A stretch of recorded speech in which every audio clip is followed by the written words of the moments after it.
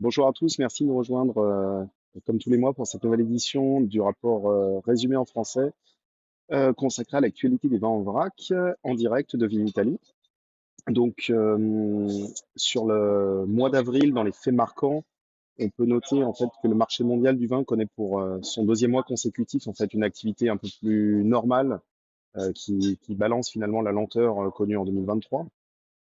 Cette activité est principalement stimulée par le vin blanc générique, en raison de la pénurie en Italie, en Espagne, au Chili ou en Afrique du Sud, qui finalement a entraîné une augmentation des demandes internationales pour ce type de vin. Donc, consacrons maintenant un peu de temps pays par pays en quelques lignes, avec l'hémisphère sud et comme d'habitude l'Argentine, où la récolte 2024 est estimée à 1,8 million de tonnes, soit une augmentation assez significative par rapport à l'année précédente. L'Argentine connaît surtout une forte demande pour son vin blanc générique, avec des demandes principalement depuis l'Europe, pour qui en fait ce produit fait défaut. Consacrons-nous maintenant au Chili, où la récolte 2024 elle, touche à sa fin. Elle devrait être 25% inférieure à la moyenne. Pour X raisons, déjà un début beaucoup plus tardif, un retard quasiment de 3 semaines, euh, une augmentation des prix des blancs qui ne peuvent pas finalement, les raisins ne peuvent pas se précontractualiser tant à l'avance. Et puis la forte demande aussi a fait également augmenter les prix de ce côté-là. En Afrique du Sud, la récolte 2024 également touche à sa fin. Elle est estimée à un peu plus d'1 million de tonnes, 1,015 million. C'est la plus faible en 22 ans en raison des conditions météo qui ont été assez défavorables. À noter que le marché national reste toujours très fort et tire sur principalement les vins blancs génériques et a créé une pénurie au niveau international.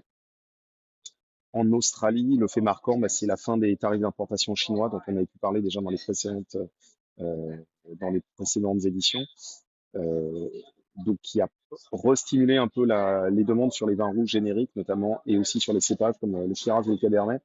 À noter que depuis effectivement un mois, beaucoup de Chinois en fait voyagent en Australie pour reprendre des contacts et puis voir comment s'organiser pour les futures contractualisations.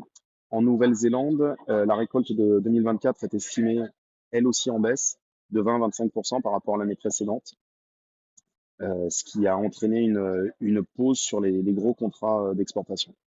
Consacrons-nous maintenant à l'hémisphère nord et à la Californie où le marché du vin en vrac reste stable avec une légère augmentation des stocks en mars 2024. Certaines variétés comme le Cabernet, les Pinot, les Zines sont particulièrement lentes à se vendre, entraînant une stagnation des prix, voire un léger déclin. En France, on connaît toujours une forte demande pour les vins blancs en qualité vin de France, du sud de la France, en raison de la pénurie en Italie et en Espagne qui offre finalement une opportunité, une porte de sortie pour ces producteurs français. Le reste des marchés reste toutefois assez calme et avec toujours un fond de tension politique accrue, avec le risque de gel qui s'éloigne de plus en plus et, le, comment dire, et une situation où effectivement on voit un fort stock en fait augmenter à l'approche de la nouvelle récolte. En Italie, c'est un peu le leitmotiv de cette présentation. Il y a toujours cette pénurie de vin blanc générique qui a entraîné une augmentation des prix. La demande reste toutefois stable sur les autres principales DOC ou IGT. En Espagne, la pénurie de vin blanc et de rosé qui est observée dans le pays continue de s'accroître. On a certaines très grosses caves qui sont dorénavant à stock zéro ou avec l'intégralité de leur production qui est déjà engagée. Toutefois, sur les qualités en vin rouge, on est encore loin de cette situation, avec là aussi une situation un peu de mévente sur cette catégorie-là. Voilà, je vous remercie à tous pour le temps passé à écouter ce résumé. Je remercie Vincéo pour sa diffusion. Je vous dis au mois prochain pour un nouvel épisode, en espérant que la situation des ventes s'améliore. À très bientôt. Au revoir.